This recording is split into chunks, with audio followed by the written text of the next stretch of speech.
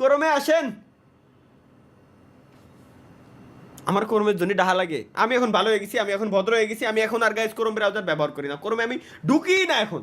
ভাই আপনি বুঝি, হ্যাঁ আপনি বুঝি, না না না না না না না না না না, ও যোগ্যতা আমার এখনো পর্যন্ত শোনা হয়ে পারি নাই।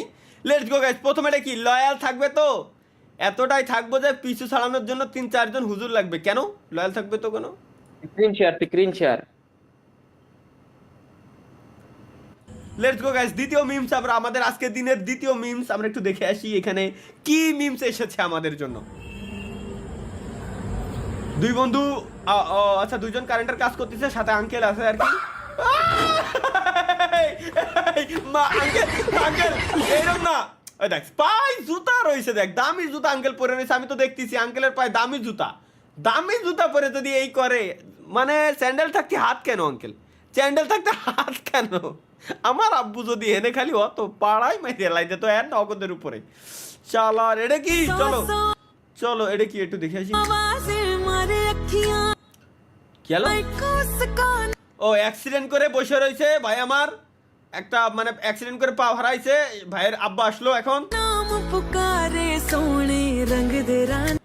ভাইয়ের ভাই আসলো, ভাইয়ের ভাই এসে দেখতেছে যে তার বড় ভাই এরকম অ্যাক্সিডেন্ট করেছে। দুইজন মানে ভাইয়ের বাপ আর ছোট ভাই দুজন মিলে তার আব্বার দিকে তাকাইলো। ভাই তোর পা কাটলো কেমনে? ভাই জিজ্ঞেস করলো যে ভাই তোর পা কাটলো কেমনে? জীবনে কখনো কারো কাছে কিছু চাই নাই, এই প্রথম আব্বার কাছে একটা বাইকের কথা কইছি আর আমার পাও কেটে লাইছে।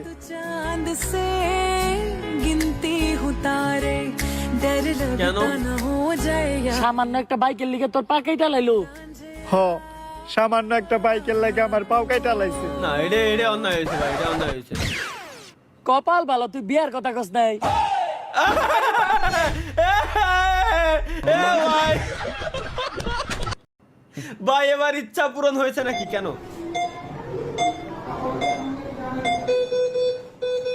কি হলে ডাক্তার সাহেব, আমার বন্ধু বাঁচবেনি তো? এর বাঁচানো সম্ভব না, হয়তো 20 থেকে 30 মিনিট বাঁচতে পারে। রোগীটির শেষ ইচ্ছাটি জেনে নেন। বন্ধু তোর শেষ কোনো ইচ্ছা থাকলে আমাদেরকে বলে। তোরা তো জানিস আমার জীবনে আমি সব ইচ্ছাই পূরণ করেছি, কিন্তু কোনো মেয়ের সাথে। বাস তোর এই ইচ্ছাতে আমরা পূরণ করে দিচ্ছি। কিন্তু কিভাবে? 20 মিনিটের ভিতর এখন মেয়ে জোগাড় করবো কিভাবে? বলিদান দেওয়া লাগবে, বলিদান দেওয়া ছাড়া কোনো উপায় নাই।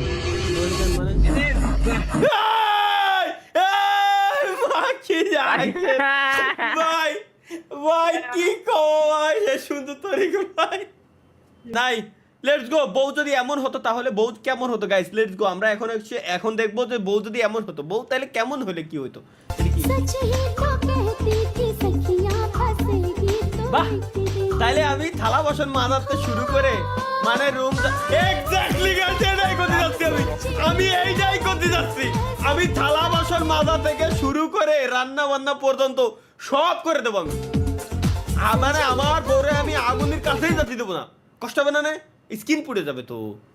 এখানে সাবান শোনো কত কিছু আমি অলরেডি এনে কিনেই রেখে দিছি আমি। কি দর কেন সব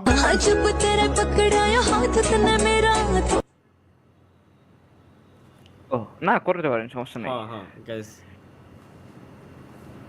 আমি Brazil, Argentina, Portugal, Germany, Netherland, Afghanistan, Australia, মানে যতগুলো দল আছে সবগুলো দলই সাপোর্ট করতে রাজি আছি যদি এই লোগোগুলো এখানে লাগানো থাকে আর কি। একটু দেখি।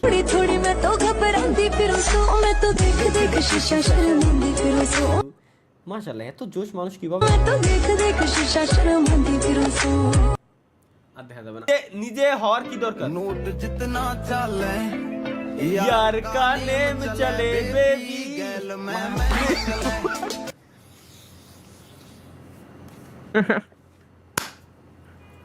বিশাল ঘটনা।